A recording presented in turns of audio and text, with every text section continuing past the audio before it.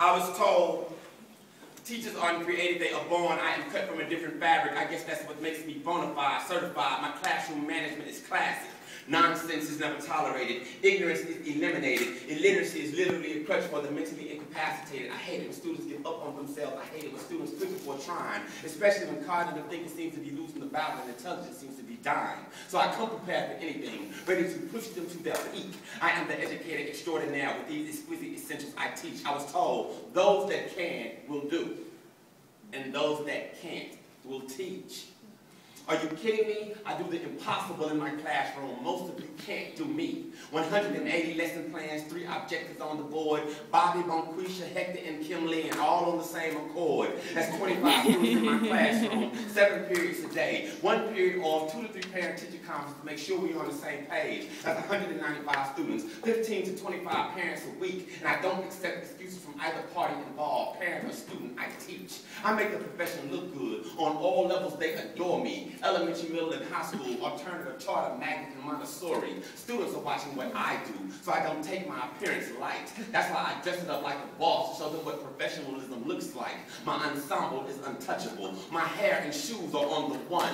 It's hypocritical to tell students to dress professional if we don't show them how it's done. So you won't hear that speech about how poor I am or what I can't afford to purchase. Because if I step in my classroom looking like a bum, I'm doing my students a disservice. Give me lemons. I make fashionable lemonade, refreshing and magnanimously tasty. Translation, I make Goodwill, thrift stores, Target, and Walmart look like Nordstrom.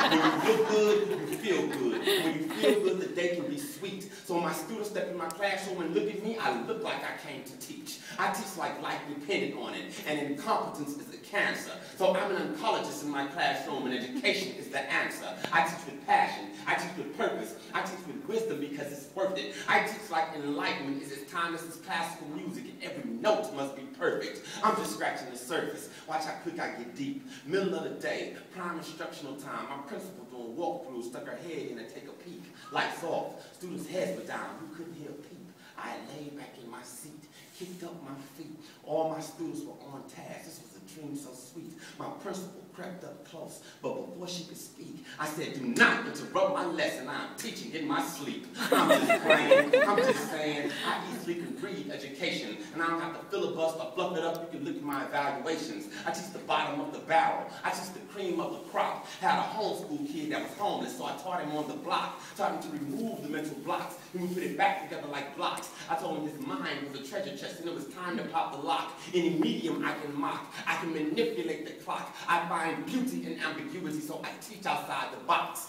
No pupil I can't reach, and as I close my speech, class, what's the main idea of this piece? I teach.